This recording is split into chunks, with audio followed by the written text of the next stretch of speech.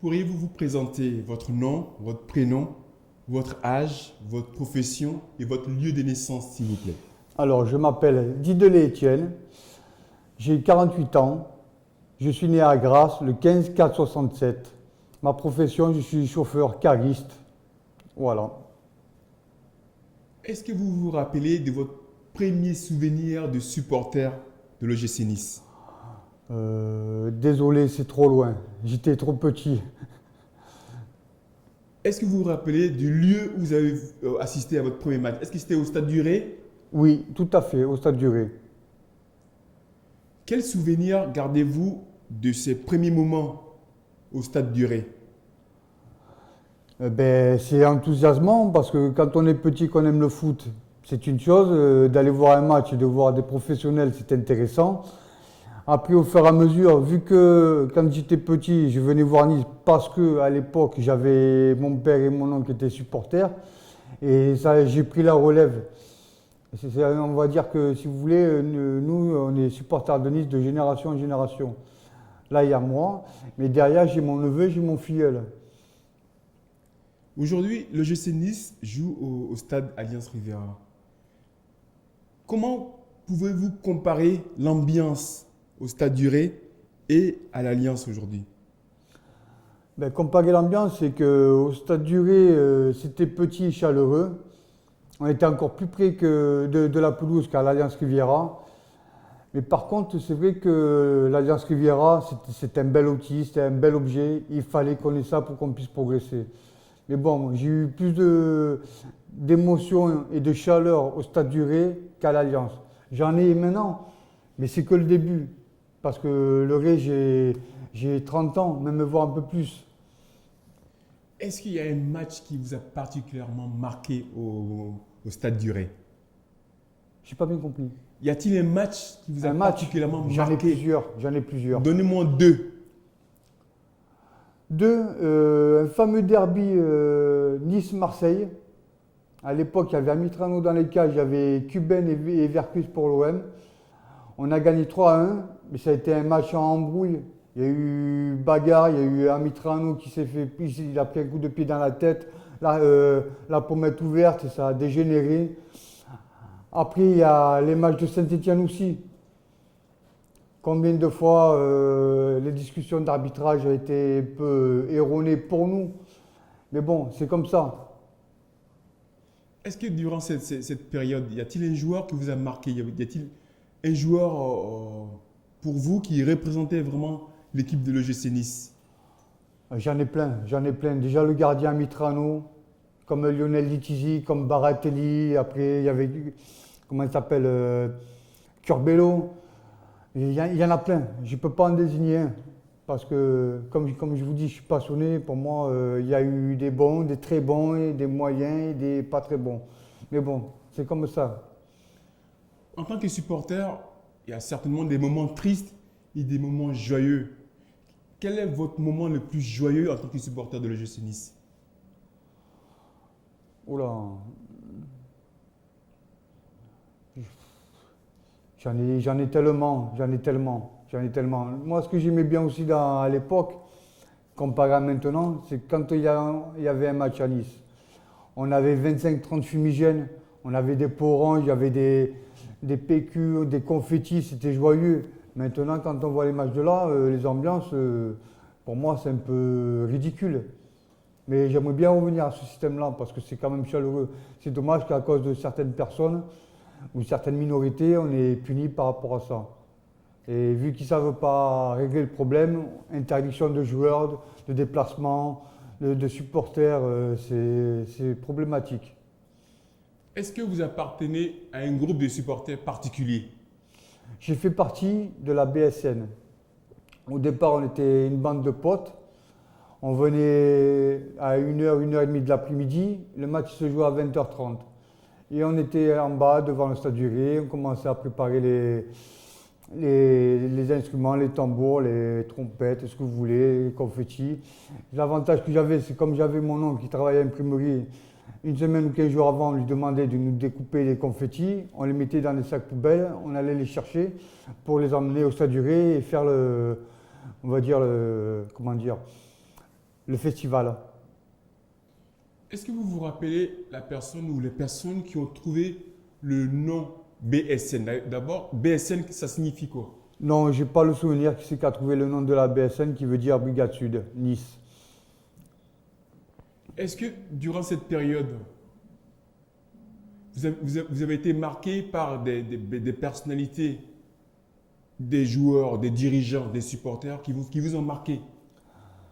Oui, mais celui qui m'a marqué, c'est Gilles Zamolo qui fait partie de la BSN. Je l'ai connu comme avec son cousin Gérard. Ils sont toujours là. Je rencontre de temps en temps des anciens, mais bon, est-ce qu'on se reconnaît ou est-ce qu'on n'ose pas faire le premier pas, c'est une chose. Après, en tant que président, il y en a qui m'ont marqué, mais qui m'ont un peu déçu dans un certain sens, c'est que ils ont bien dépanné Nice, mais après, quand il fallait acheter des joueurs, ils n'ont pas fait ce qu'il fallait. Quand il fallait rénover le stade, ils n'ont pas fait ce qu'il fallait. Quand je prends, quand il y a eu la Coupe du Monde 98, on va dire que la ville mettait un pourcentage, l'État mettait un pourcentage, c'était l'occasion de rénover le stade. Ça ne s'est pas fait parce qu'il y a tout le monde qui a voulu le gâteau plus la cerise. Après, M. Perra il nous a fait miroiter qu'on allait voir un stade. On a appris qu'il y a eu corruption, vrai ou pas vrai.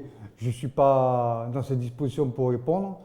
Ça a un peu déçu. Il a fallu attendre que M. Rivière, j'en remercie, d'être venu pour sauver le club. Parce que je pense que si M. Rivière n'aurait pas été là, je ne sais pas qui c'est qui aurait pu mettre cette somme d'argent et qui aurait pu sauver le club. Parce que pour moi, je suppose que si M. Rivière n'aurait pas été là, je pense que le club n'existerait plus. Voilà. L'OGC Nice, dans les années 90, a connu la montée et la descente en deuxième division. Comment, en tant que supporter, on peut supporter son équipe descendre en seconde division? C'est vrai que la montée et la descente, c'est gênant, mais bon, je préfère être en D1 maintenant en Ligue 1 qu'en D2. Parce que quand on voit les équipes qu'il y a, je ne dis pas qu'elles sont mauvaises, mais nous, on est, en tant que supporters, spectateurs, on paye pour voir du spectacle, pas pour voir des matchs de grosse scale comme Angoulême à l'époque, quand on était 2000 personnes. Voilà, qui pleuvent, qui ventent, je me rappelle pas mal de matchs l'hiver, il pleuvait, on était trempés de la tête et des épaules, même jusqu'au caleçon, on va dire. Mais bon, quand on est passionné, on ne regarde pas quel temps il fait, on y va. En tant que supporter de l'OGC Nice, est-ce que la préparation d'une rencontre entre l'OGC et Bastia ou Monaco ou d'autres clubs très proches de Nice est différente? Non, non, non, c'est toujours la même ambiance, mais sauf que les positions, elles sont différentes. Parce que je vois qu'à l'époque, nous, on avait des chants qui ressemblaient à quelque chose. Maintenant, il y a des chants maintenant que si on n'insulte pas, c'est pas bien. Il faut toujours insulter, alors que nous, on avait des chants que ça correspondait quand il y avait un dégagement. On faisait oh oui, ça les Nice, boum, boum, boum. Voilà, et on applaudissait. Maintenant, c'est des grossièretés et ça me déplaît.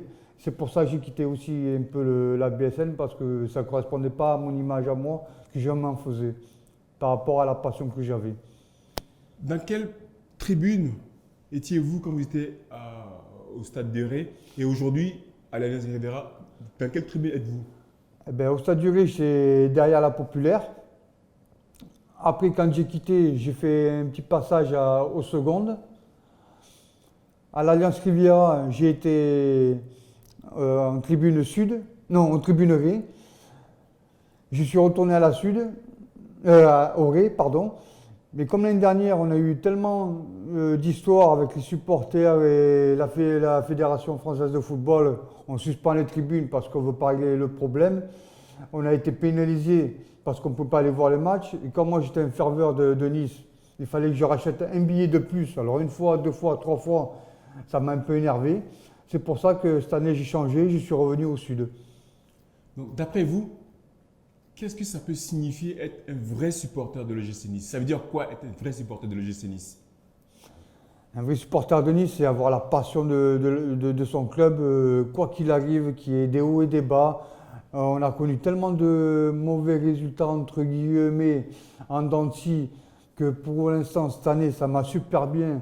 c'est joyeux, ça reflète un peu comment dire, toutes les mauvaises périodes qu'on a connues, parce que pour l'instant ça marche très bien, mais on n'est pas une grande équipe. Ce qui est bien, c'est qu'avec M. Puel, il fait confiance aux jeunes, et j'en suis carrément fier, parce que je pense que si ça aurait été un autre club, tous ces jeunes-là, ils n'auraient pas pu débuter, ils n'auraient pas pu commencer leur carrière, et tant mieux pour eux si ça marche. Est-ce que dans l'équipe actuelle de l'OGC Nice, y a-t-il un joueur en particulier qui vous plaît, que vous appréciez particulièrement? Ben, j'aime bien Ben Arfa parce qu'il a eu un parcours chaotique. C'est bien, je suis content. Il revient en forme. On va dire qu'il a tenu parole parce que au début d'année, il devait jouer à Nice, il s'est engagé, mais il y a eu des conflits avec la LFP et la FIFA. On lui a interdit parce qu'il avait joué dans 3 clubs différents. Je suis content qu'il arrive ici, il nous apporte beaucoup. Il retrouve l'équipe de France, tant mieux pour lui. Après, j'ai une personne que j'aime bien, c'est Vincent Cosiello. Il me fait penser à moi quand j'étais jeune. Le gamin, il a 20 ans, il en fait 13. Moi, à l'époque, j'avais 20 ans, j'en faisais 15, même 13. Et chaque fois que j'allais en boîte de nuit avec mes frangins et des amis, tout le monde rentrait, sauf moi, parce qu'il fallait que je présente la carte d'identité. Et c'est pour ça que je fais ce parallèle, parce qu'en ce moment, on va dire qu'il a le même problème que moi. Au départ, c'est un problème, peut-être que dans l'avenir, quand il va vieillir, ça va être un avantage. Mais je suis content de lui. Est-ce que vous pensez qu'il y a un esprit OGC Nice? Il y a quelque chose qui rend ce club singulier par rapport à d'autres clubs. Quel est l'esprit, à votre avis, de l'OGC Nice? Oh là, j'ai du mal à répondre là. C'est complexe. On peut passer à une autre question, s'il vous plaît. Non, c'est complexe. En tant que supporter de l'OGC Nice, vous avez certainement gardé ou en possession des objets qui vous tiennent à cœur. Est-ce que vous pouvez nous présenter une partie de ces objets? Oui, je peux vous en présenter. Ben, si vous voulez, là j'ai le premier drapeau de la BSN. Voilà. Pourquoi cet objet est-il important pour vous? Voilà, ça c'est le premier drapeau de la BSN. Par contre, après, j'ai la première écharpe de la BSN qu'on a créée.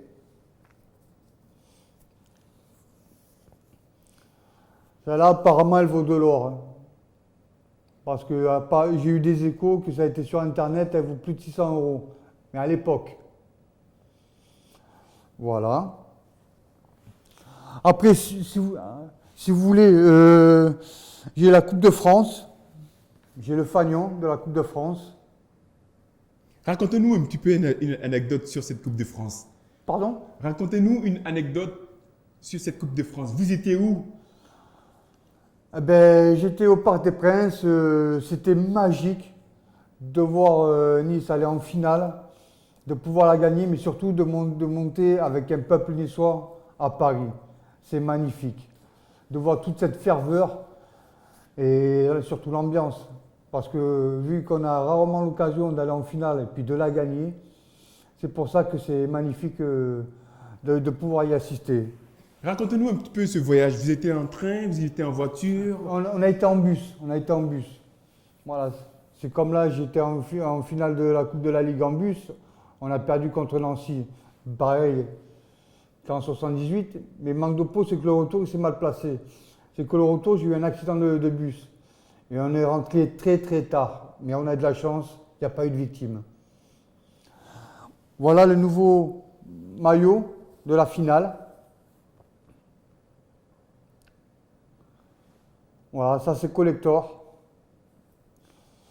Là, je vais vous présenter un maillot de l'OGC Nice de l'entraînement, dédicacé par une partie des joueurs de la finale 97. Vu qu'on a gagné la finale, on a été obligé de jouer la Coupe d'Europe.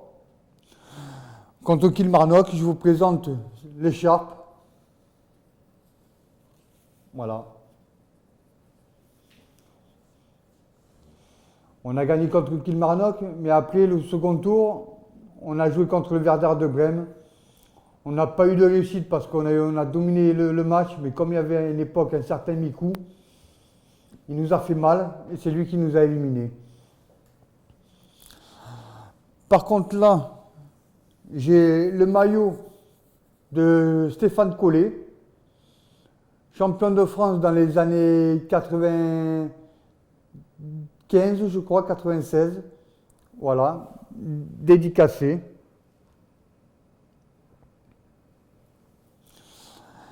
Et puis là, je vous ai apporté un collector. Maillot de Coupe de la Ligue de Géraldine signé par les joueurs.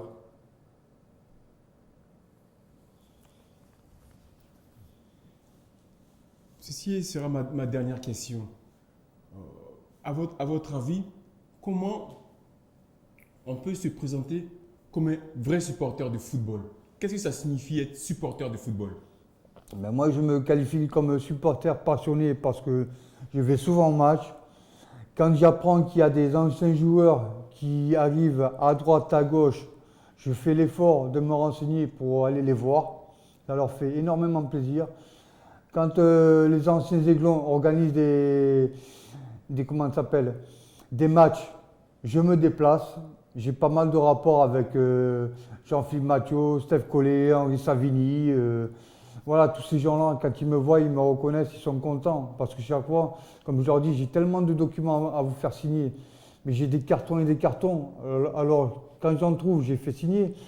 Quand j'arrive à tomber dessus, je les mets de côté. Et puis quand je sais que je peux les revoir, je vais les voir. Ils sont contents de revoir. C'est comme là dernièrement, il y a eu Nice-Lyon. J'ai vu Stéphane Collet, mais je ne l'ai pas reconnu. Sa tête me disait quelque chose, mais je n'ai pas percuté. Après, on s'est recroisés involontairement en tribune Garibaldi. On était sur le même siège, même rang. Il était à 2 mètres de moi. Cette personne, je la vois, elle me dit quelque chose. Et à un moment donné, Nice marque un but. Je parle en créole. Il me regarde, parce que c'est vrai que je n'ai pas le teint. Il me regarde, mais sa tête, elle me disait quelque chose. Mais quand j'ai appris que c'était lui, j'étais fou de rage. J'étais fou de rage. J'ai demandé à Fred Joria, quand j'étais à l'entraînement, voir si était là. Il m'a dit que tu es reparti. Qu'est-ce que j'ai fait? J'ai cherché son adresse. J'ai été sur Internet, j'ai trouvé son adresse et j'ai envoyé un mail hier pour voir si la prochaine fois qu'il vient, si c'est possible de le rencontrer, pour lui dire que j'ai des photos, j'ai le fanion de la Coupe de France 97, j'ai le maillot dont sa signature est liée. Voir si on peut discuter, changer des propos, parce que je pense que c'est génial. En fait, au quotidien, comment on vit quand on est un supporter de l'OGC Nice? Est-ce que vous allez au match à l'Alliance Riviera, à l'extérieur, vous achetez des livres, vous achetez des maillots? Comment c'est d'être un supporter passionné de l'OGC Nice? Ben après, c'est un choix de vie. Moi, j'ai eu cette passion très jeune. Après, j'ai rencontré ma femme, j'ai dit ma passion passe avant toi, entre guillemets. Je fais des efforts parce que c'est normal, il faut un protocole. On ne peut pas dire que c'est Nice qui passe avant la femme, c'est la vie. Maintenant, le problème, c'est que comme ma femme est décédée, je me focalise tout là-dessus. Je mets toute mon énergie. Parce que sinon, j'ai des envies d'ailleurs. C'est comme ça. Merci beaucoup. Merci à vous.